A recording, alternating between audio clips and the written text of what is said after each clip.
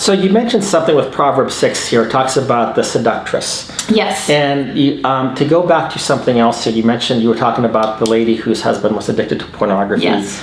And usually people look at pornography as being an issue with men. It's also an issue with women. Right. But I want to approach it from a different angle as well. Okay. So what are your thoughts regarding sexual fulfillment in marriage when perhaps a wife also is saying, you can't look at pornography, but I don't want to have sex. Do you? Boy, you're getting in some tough. Oh boy. Okay.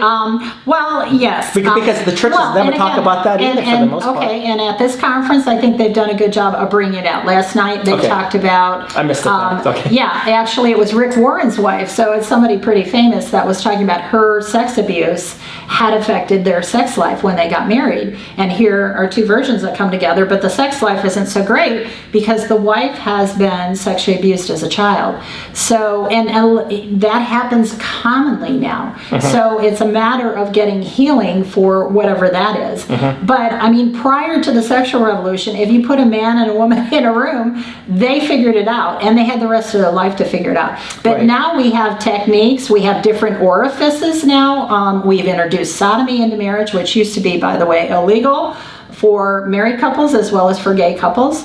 So shame on the church for condemning the LGBTQ for their lifestyle, but yet we're saying it's okay for us in the church to do it. No wonder we're losing. No wonder we're losing. So, my ministry, the Matthew 18 group, is about restoring biblical purity in the church. And God does say that the marriage bed is to be pure and undefiled. Yeah. So, yes, because of past issues that can contribute to why the sex life isn't going well. I always look at, that marriage is the triangle, that it's husband and wife and God in the center of the marriage. And if you have God in the center, then there, is success. But we have so focused on the sexual pleasure and enjoyment that we're kind of missing the bigger picture of that's just a part of marriage. It's a great part of marriage, but there's so much more in marriage. Exactly. And if the communication is broke down, if the respect, if the love isn't there, that's going to affect the sex life. Yeah. What I've seen as well, and more so probably in the past, because it used to be that, it was always the man's fault, but I see a lot more right now that it's the women who are, obviously the woman is going with another man probably, but I've seen a lot of, I've known of people that a woman has left her husband for another woman and a man has left his wife for another man. Right. But there seems to be much more of and I'm not sure what the word is that I want to do, but almost like an aggressiveness to perhaps maybe it's a feminist thought or something that I'm going to get mine. And whereas in the past it used to be women would be more chaste and pure and reserved and traditionally speaking anyway. Well, and men were the more aggressive. Yeah, you could hold up a picture of a seductive dressed woman and when I would show that to teenagers before they and this was like 30 years ago, that was a scary woman. Well, that's the dress normally today for even youth inside the church. So and what I also see too is that the Me Too movement, obviously all sexual abuse should be condemned. Right. But there seems to be a little bit of hypocrisy with some people in the Me Too movement, and that they are almost aggressively pushing their sexualized being upon others, and then they're like shocked if you look, or shocked if and it's almost like I'm going to throw this in your face, and then I'm going to scream like I'm a victim. I'm not by no means am I condemning or giving a pass to any type of sexual abuse, but it seems to be a little bit of a hypocritical standard. Right. I know of men who have been thrown into jail because of false accusations, false allegations.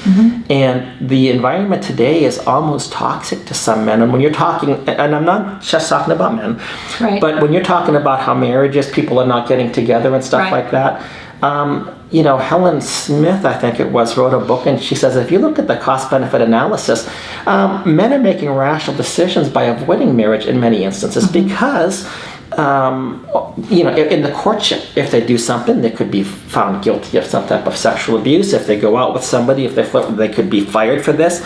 And it's not unknown that women would say, "Oh, we're competing for the same job. He abused me," or make an accusation. And all of a sudden now, his life is trashed.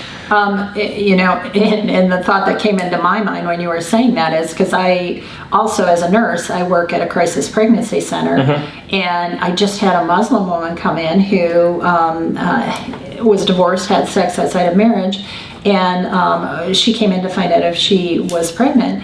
And what was interesting is, because I got to learn more about her culture and her religious beliefs and how would these things be perceived.